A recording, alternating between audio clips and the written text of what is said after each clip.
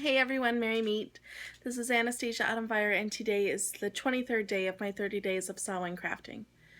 Tonight's craft is going to get broken up into two videos. The first video is going to be me just kind of rambling, explaining the reasoning behind it, my intent, and just a bit of a witchy rant, so to speak. The second half is going to be the actual constructing. So we're going to do two videos for tonight's craft, just because with camera angles and the fact that no matter what I do, I feel a need to explain. It just would work a little bit easier this way.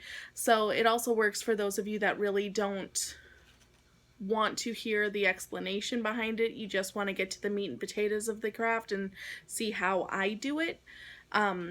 You can just skip ahead to the video that's going to follow this one and you should be golden.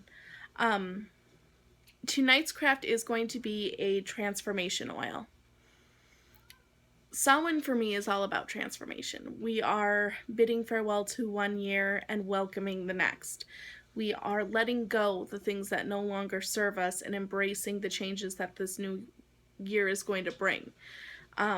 We're looking for attributes, skills, things like that that are going to aid us in the dark of the year that is quickly approaching. For me, this past year has been all about discovery, all about learning, all about seeing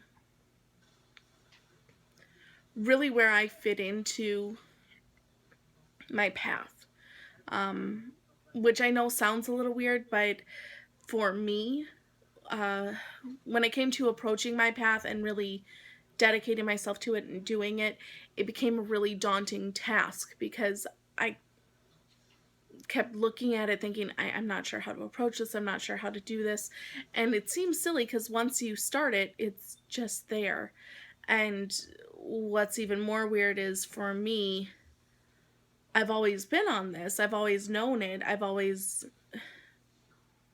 kind of just done it anyway, but for some reason claiming I am a pagan and this is what I believe and this is what I follow and this is what I do, that was a hurdle for me. And I don't know if anyone else has experienced that, but for me, just coming to that realization and really even declaring it, because at this point I don't necessarily know that I own it quite yet.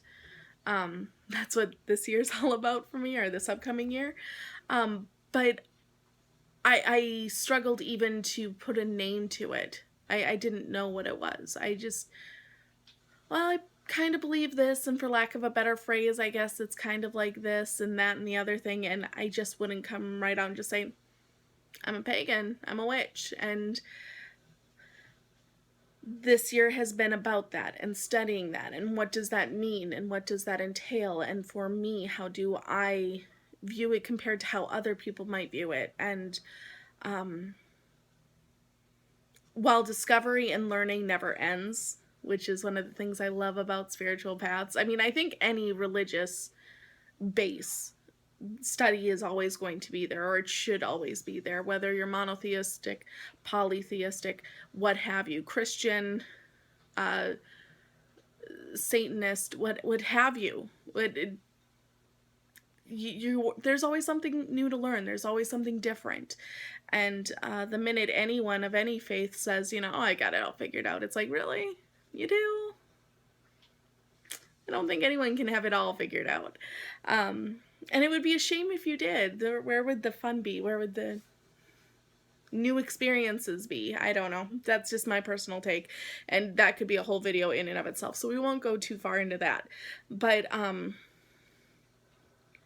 my discovery and my studying are very much going to continue, but I wanted to add another layer to my dedication in this upcoming witchy year. So I feel like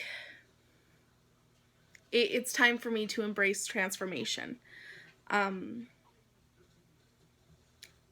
have gone through many forced transformations in my past, where I have changed myself, changed who I am, changed my beliefs, not necessarily because I came about them organically or it was real, but more I wanted to fit in. I wanted to be normal. I wanted to be accepted by X, Y, and Z.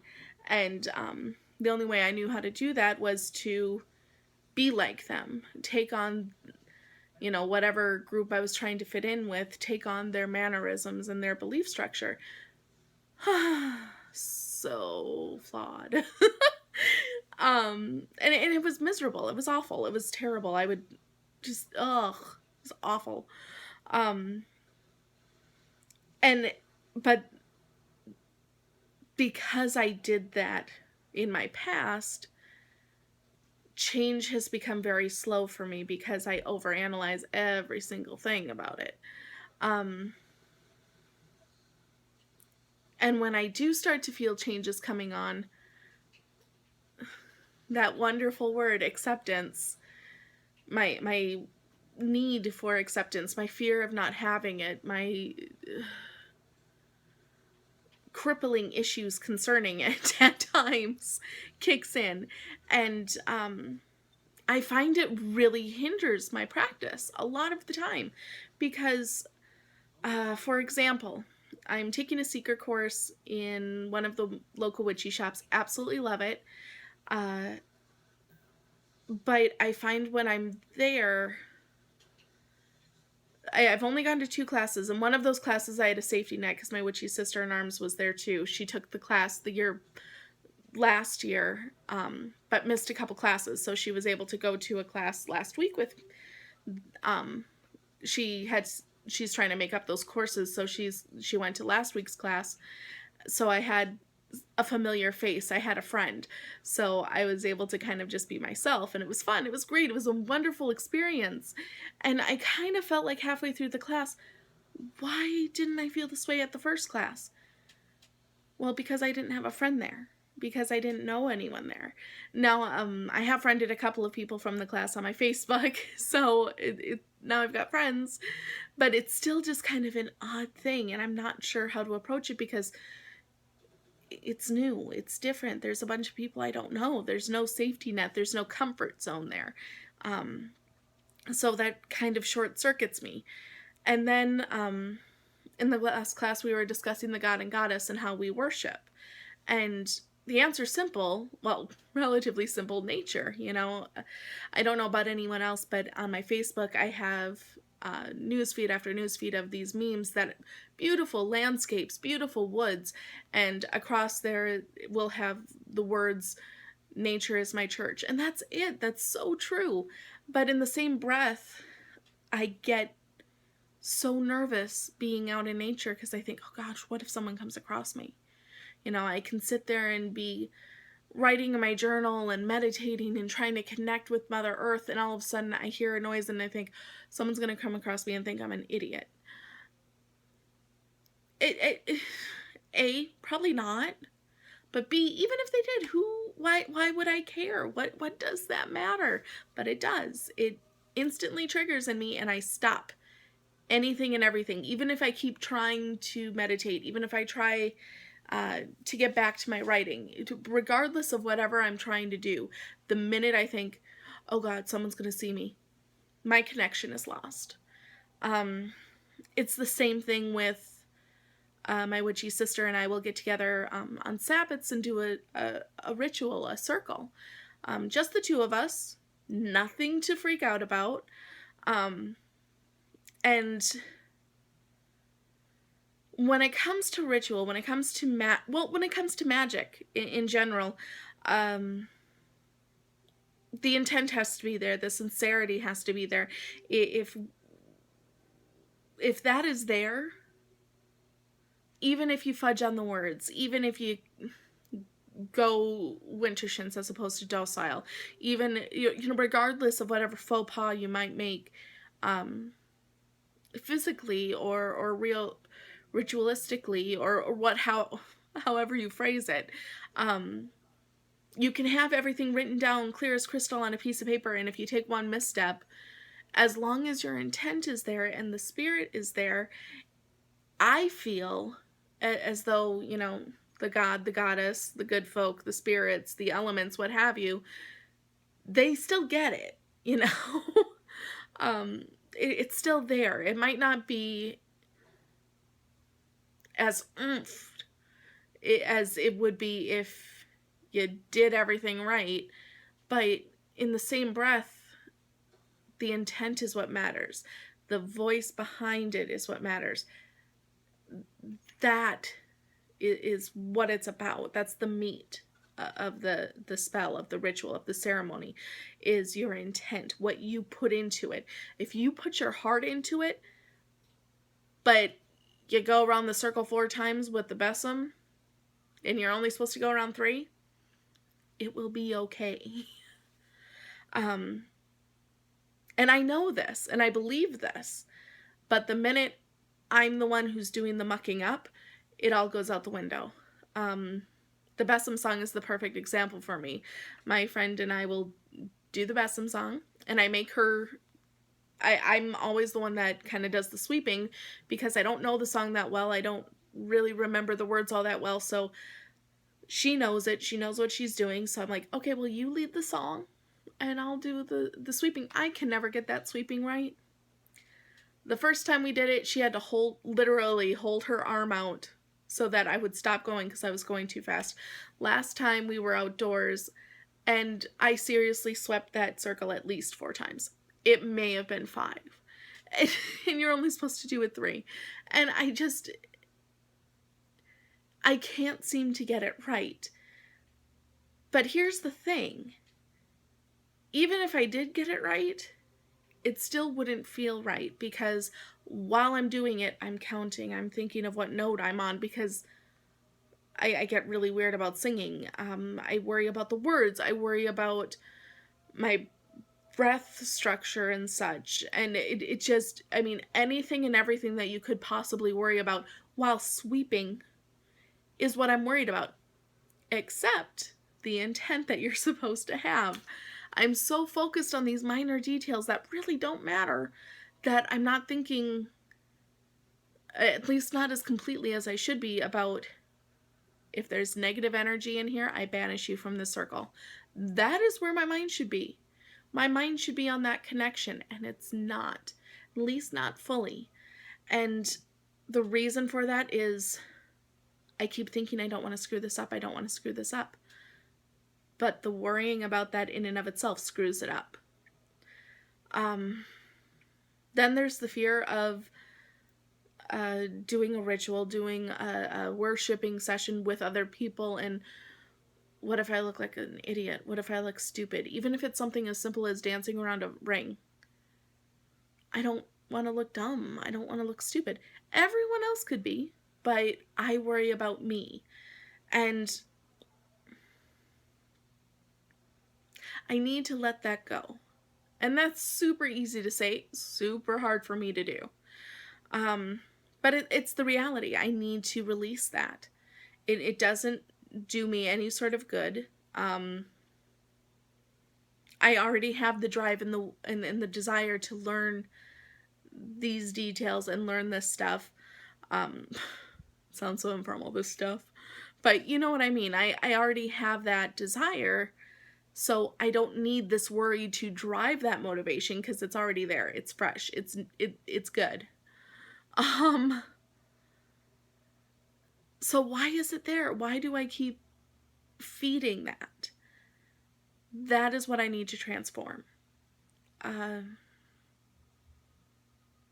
call it connecting with my primal energy. And it's not that I would be howling at the moon or anything like that, although I certainly see nothing wrong with that in certain honoring sessions.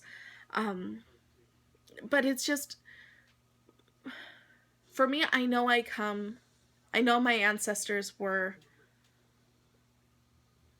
magic users. On my father's side, my grandmother knows folk magic, and I learned that from her. She told me stories about Baba Yaga, and about how if you're not careful and don't watch your steps, she's going to come over with her her mortar and pestle and bring you to her chicken-footed house and put you to real work. And she had all these little shrines and altars to all these Slavic deities that I still cannot pronounce their names. And, you better do the dishes because Kikomora doesn't like that and she'll be whistling at you all night and you can't sleep. I mean, I had this instilled in me at a young age. And I loved it. I absolutely adored it. And I resonated with it. And that regardless of what incarnation I had put myself in to be accepted by whomever, I always had that in me. And it was always a part of me. So with that, I don't think my great whatever, or back in the Ukraine, making offerings to whatever deities it was. I know it starts with a D. Dolomovil.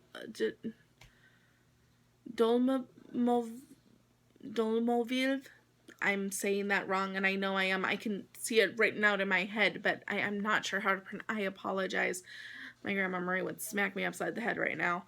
But they would be making their offerings, and I'm pretty sure they weren't worried that, Jane down the street could hear them singing out or their drums. It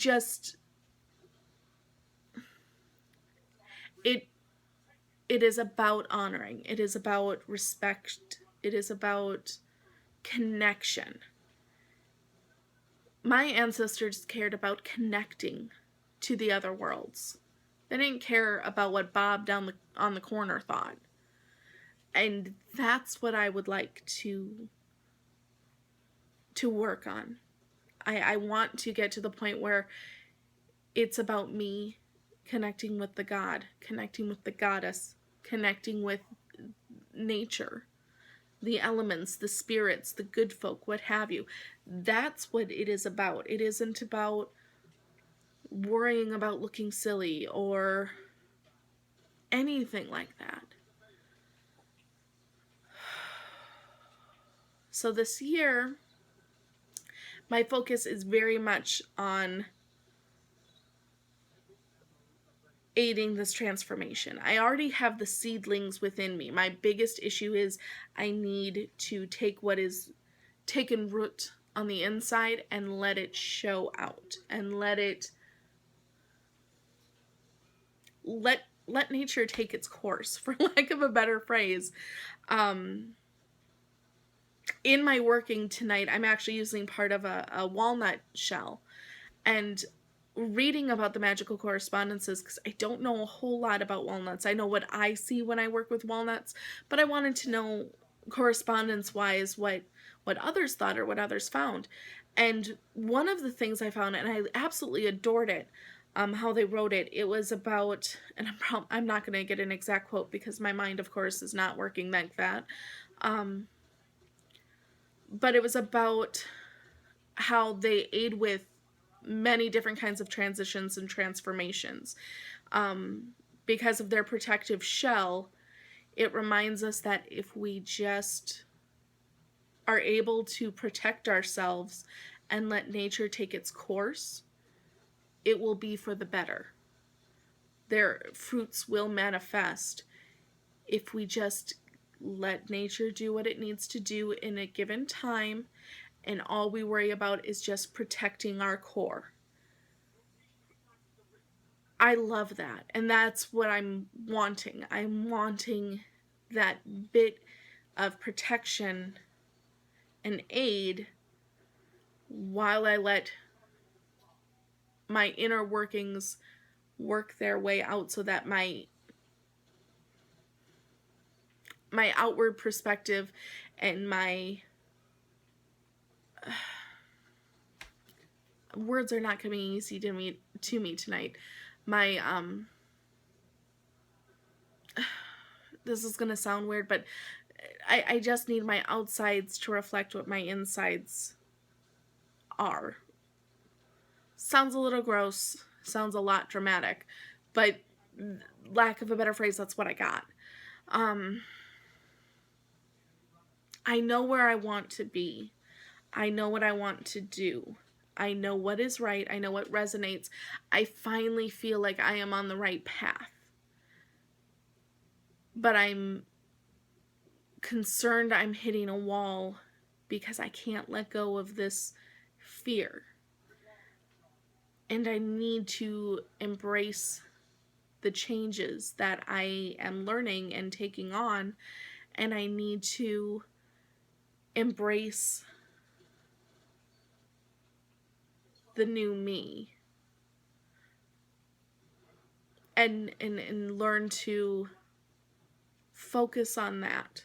Not worry about what X, Y, and Z will think.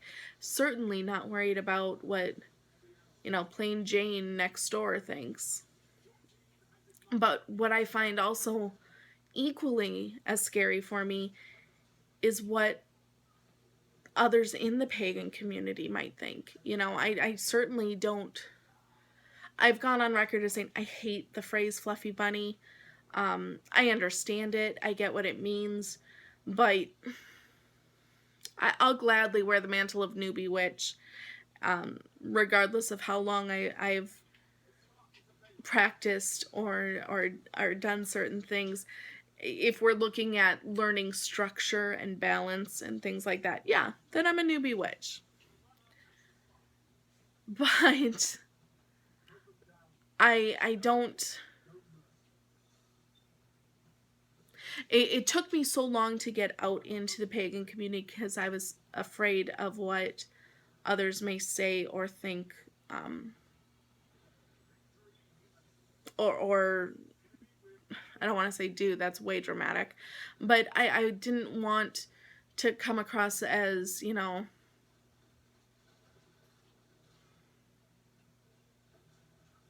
I hate saying it yet again, but fluffy bunny. Oh, look, newbie witch. Oh, you're so sweet. I didn't want that. I didn't want to deal with that. I didn't want to hear that because that's not me. But I'd heard from many people that that's what happens. And that fear is still within me. Especially since I share as much as I do share, because I don't see a point in not sharing things unless it is something I am instructed by, deity, spirit, what have you, that, hey, no, this is private, this is personal, you need to hold on to this, baby. Otherwise, I think we should share. I think we should exchange ideas, exchange thoughts, exchange practices. Not to say, hey, look what I can do, you should do it too. No, it's just, hey, I do this. If it resonates with you, awesome. If it doesn't, okay, but at least you know where I'm coming from. Just, I think it's good to have an exchange of ideas. I think it's good to have a forum on which we can do such a thing. But in doing that, you also open yourself for critique and criticism, and that's a very daunting idea.